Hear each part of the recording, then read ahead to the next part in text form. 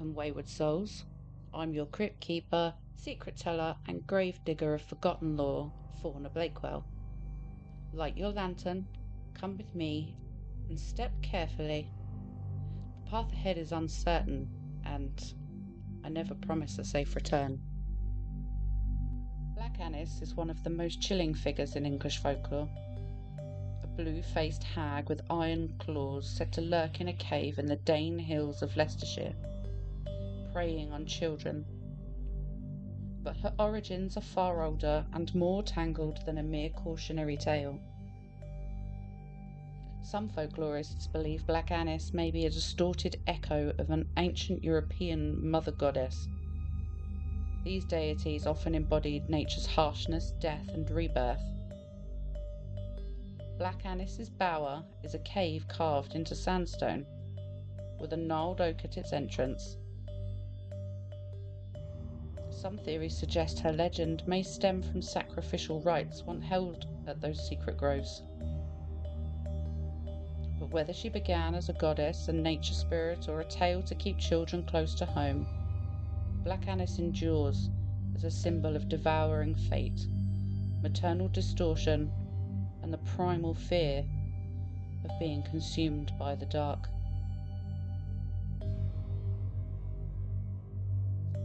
Ring a ring for Black Annis, hide your hands and hush your kiss. Red ribbon, blue thread, bell tolls for the dead. Soil soft and lantern lit, speak her name, but never sit. They say the Dane hills are cursed, that beneath the oldest oak, where the roots twist like veins, there's a cave carved by claws, and that if you listen at dusk, you'll hear her grinding her teeth. Black Annis, the blue-faced witch, waiting for night. Mara Mcphearson, an investigative missing persons officer, arrived in Leicestershire to investigate a string of child disappearances, all near the woods, all at dusk. She doesn't believe in folklore or superstition, but the locals do. They've built their cottages with narrow windows, hung herbs above the lintels, and whispered warnings to their children. Mara's first stop is those very woods and that very tree. She finds a ribbon tied to the oak, red and frayed. As she takes notes and photographs of the area, she hears a sound from somewhere and everywhere at once. A quiet kind of grinding sound. The sun sits low in the sky and light is fading fast. Mara heads out of the woods, for now, with a plan to return in the morning to investigate the wider area. Mara returns to the oak the next morning. The sun is beaming, though it's a blustery winter's day, and the first thing she notices is the ribbon is gone. She puts it down to the wind and puts it out of her mind. The woods are quiet, but not in an eerie way, more drowned out by the wind howling through the branches. As she heads to a small clearing just off from the tree, she sees a little girl sitting cross-legged, dragging a stick through the dirt. She's drawn a perfect circle, just wide enough for two. Her dress is torn and her eyes are glassy. She sings quietly to herself. Ring a ring for Black Annis, hide your hands and hush your kiss. Mara kneels beside her. Hi there, I'm Mara. Where are your parents? The girl doesn't answer. Instead, she points to the roots of the oak. She lives down there. She's hungry. Mara tries to smile. Who told you that? The girl shrugs. She did. She holds up a scrap of cloth. Blue, coarse and damp. She said I could go if I gave her someone new. Mara's breath catches in her throat. The girl smiles. She likes the ones who don't believe. Mara returned to her car, shaken after the little girl had simply run off and appeared to vanish into thin air. The girl's rhyme echoed in her ears, the red ribbon, the scrap of blue cloth, the way she'd smiled, too wide, too knowing. She drove to the local police station, and inside she asked for the missing persons reports from the last decade. The officer hesitated before Mara showed her badge. Then she handed her a folder marked Danehill Incidents. It was thick, sorrowfully thick. She flipped through page after page, and then she saw her, the girl from the woods.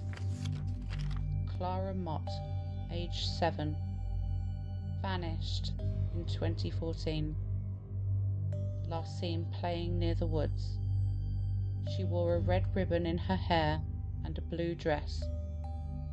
No trace was ever found. Mara's hands trembled and her face turned ashen. She turned to the officer.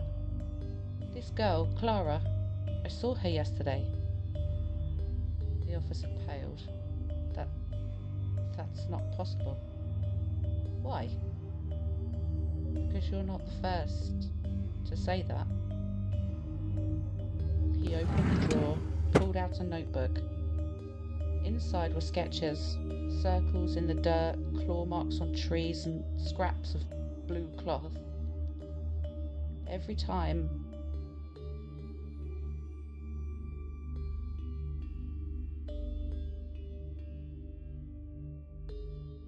Inside were sketches, circles in the dirt, claw marks on trees, scraps of blue cloth. Every time someone sees her, someone else disappears. I need to put the others on alert and cordon off those woods. The officer dashed out, leaving Mara to find her own way.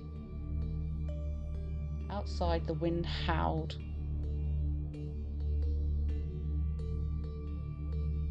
And Mara could still hear that faint grinding sound.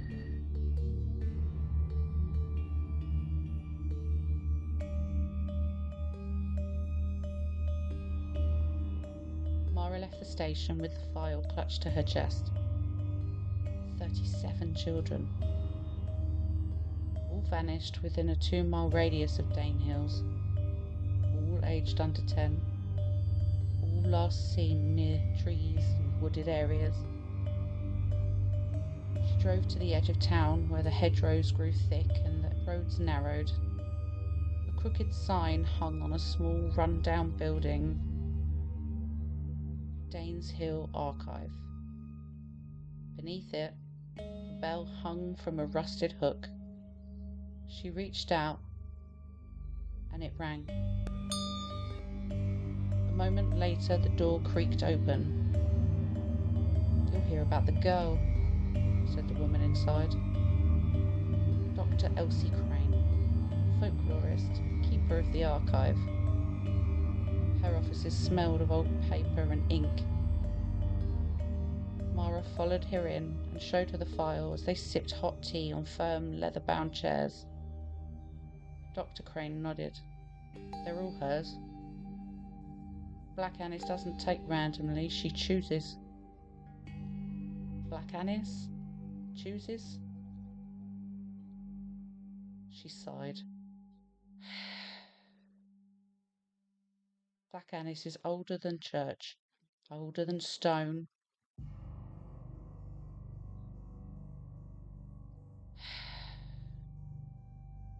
Black Annis is older than church, older than stone."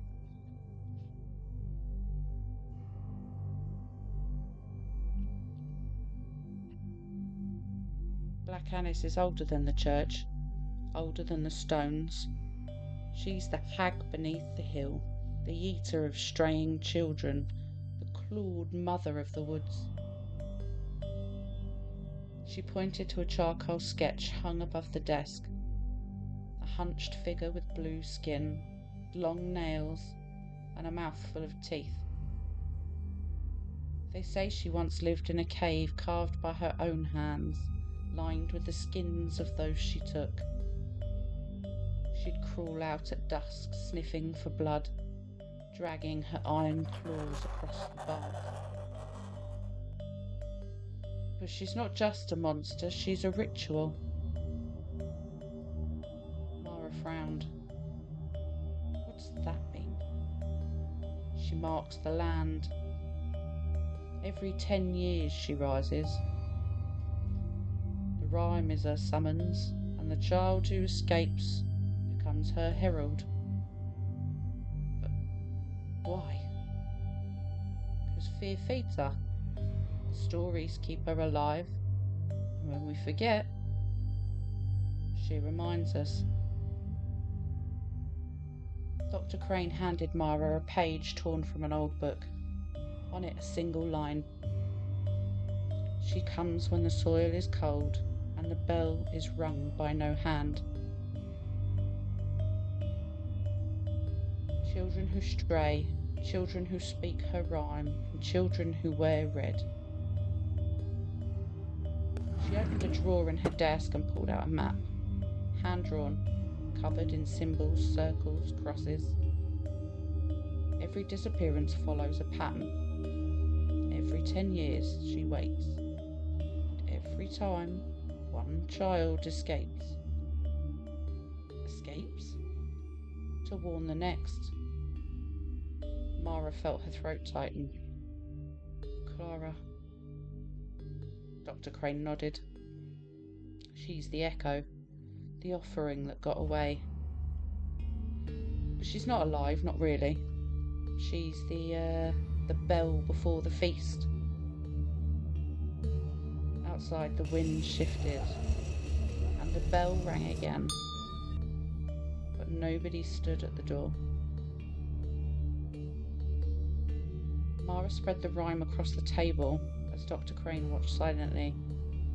Red ribbon, blue thread, bell tolls for the dead. Soil soft, lantern lit, speak her name, but never sit. Mara traced each line. Red ribbon, blue thread, the law and the mark. Children who wear red or carry blue are being chosen. Bell tolls for the dead. The bell outside Crane's cottage, it rang with no hand. A sign? A signal? Soil soft, lantern lit, the time of the awakening. Early winter then, when the earth is cold and wet and it darkens early. Speak her name and never sit. A warning. To name her is to invite her, and to sit is to surrender. It's a ritual, Mara whispered.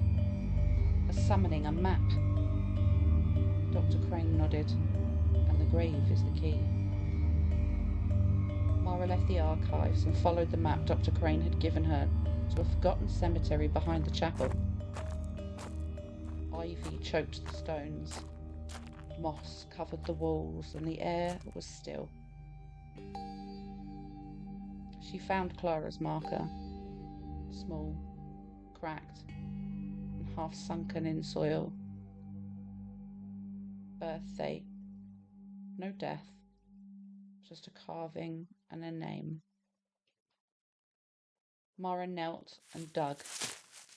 Beneath the earth, wrapped in blue cloth, was a small object, a lantern made of bone, its handle carved with runes, and it flickered to life in her hand. Dr. Crane's voice echoed in her memory.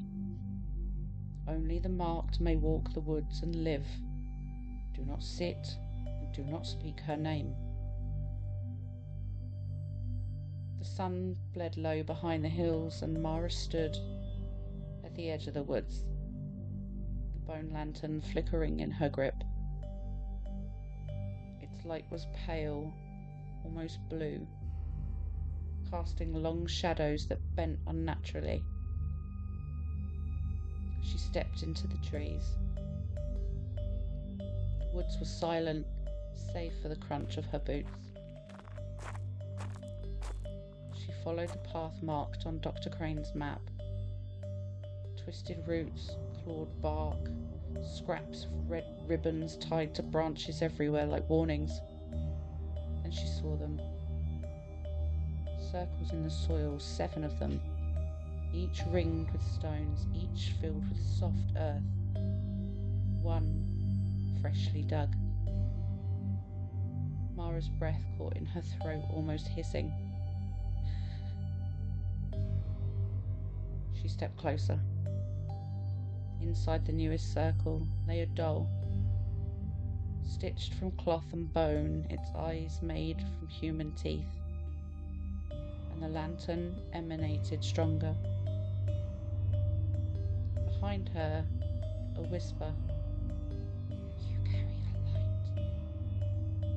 Mara turned, and Clara stood at the edge of the clearing, but her eyes were wrong, black and endless. "You must finish the rhyme." "Why?" Mara asked. "Because she's listening." The bell rang, the soil shifted, and from beneath the oldest circle, something began to rise. The soil cracked, a claw emerged, long, iron, slick with earth. Mara backed away, lantern raised. Its light flickered violently, casting runes across the trees. Clara stepped forward. "She's almost whole. The rhyme must end, but you must choose." "Choose what?" "Speak her name and seal her, but you'll be marked. She'll know you." "And if I don't?" "She takes the next child, and the next, until the lantern burns out." The bell rang again, louder, closer. The claw gripped the edge of the circle, and a face began to rise. Blue-skinned, eyeless, mouth wide and wet with teeth. Mara stepped into the circle and raised the lantern. "How do I know the words?" Clara looked her in the eyes and said, "Repeat them after me, but you have to hurry." "Black anise, claw and bone. Black anise, claw and bone. I name thee not alone.